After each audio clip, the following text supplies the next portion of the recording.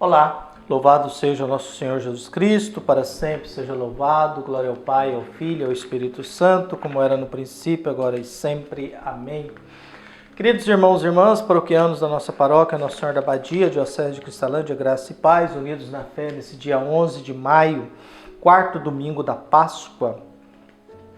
Pedimos a Deus, domingo do Bom Pastor e dia mundial de orações pelas vocações.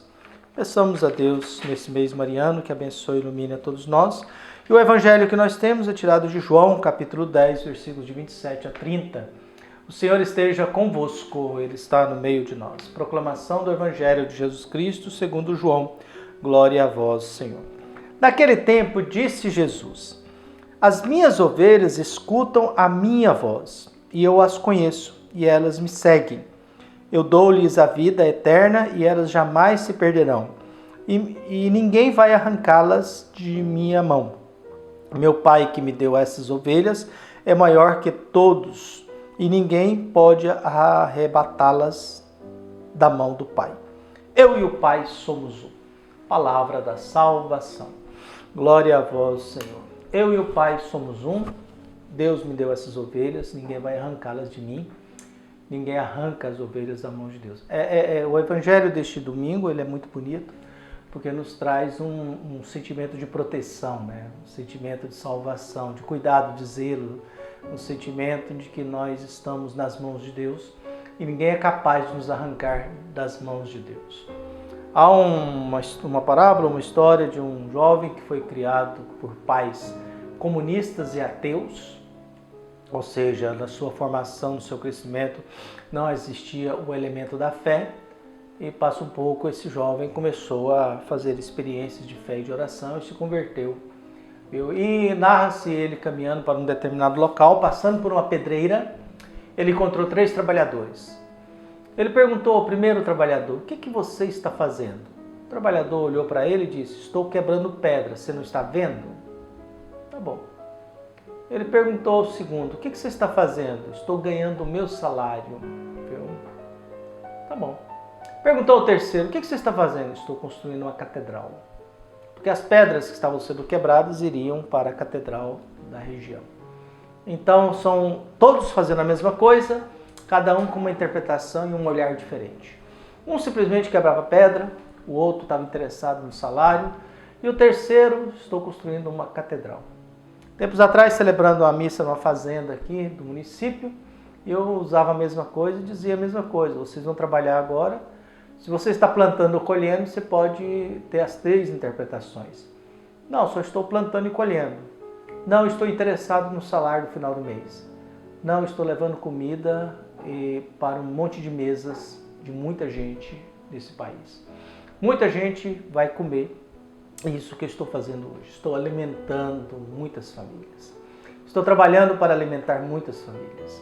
Então depende muito do nosso olhar. O Evangelho vai nos trazendo isso. Olha, Deus me confiou algumas ovelhas. Então Deus confia a Jesus alguns seres humanos. Viu? Porque existe sempre a frase: ninguém vai ao Pai se o Pai não o atrair. Se a gente não se sentir atraído por Deus. Se a gente não se sentir encantado por Deus, se a gente não se interessar por Deus, porque é na medida que a gente se interessa por Deus, que Deus começa também a se interessar por nós, pelo fato de que Deus respeita muito a nossa opinião e a nossa liberdade. Uma vez conversando com uma grande amiga minha, e ela dizia: eu me sinto sempre vigiada. E eu dizia: não, Deus às vezes se ausenta da nossa vida. E ela discordou. Eu disse: olha, Deus não estava presente quando Adão e Eva resolveu escutar a serpente e comer o fruto proibido.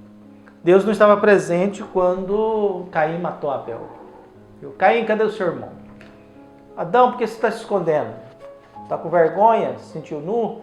Então, por que você está se sentindo assim? Deus não estava presente quando Davi cometeu adultério. Deus não estava presente quando Judas negociou a morte de Jesus. Então não é verdade que Deus está presente sempre. Deus está presente quando há amor e há interesse por Ele. E aí no Evangelho de hoje nós temos isso: eu e o Pai somos um. Há uma união profunda entre Deus e o Filho, na lógica do Espírito Santo, é a Santíssima Trindade. É o contexto trinitário. É o amante, o amado e o amor. O amante, o amado e o amor. Então nós temos nesse contexto esse cuidado. O que Jesus está dizendo para os seus? Está querendo dizer que Deus, quando tem espaço na vida do ser humano, Deus nos coloca nas mãos do Filho. E aí ele usa a referência da ovelha, né? Do pastor, porque na lógica o pastor vai na frente falando e a ovelha segue a voz do pastor. Por isso que Jesus diz, e a voz de Jesus faz com que quem tem fé nele e acredita, o escuta. É o que Maria Madalena viu no jardineiro. Quando ele fala Maria, Maria, ela reconhece a voz de Jesus. Viu? Mestre, Rabuni, és tu? Então nós somos convidados a alimentar a nossa fé, nós somos convidados a abrir o nosso coração para que na escuta atenta de Jesus a gente coloque-se nas mãos de Deus, na certeza de que Jesus não vai nos perder. Que por mais que tenhamos tentações, por mais que tenhamos dificuldades na vida, Jesus não nos perde e ninguém nos arranca das mãos de Deus. Essa frase era bonita, né? Ninguém vai nos arrancar das mãos de Deus. Quando a gente abandona a igreja com muita facilidade, é porque eu não tenho fé, eu não estou nas mãos de Deus.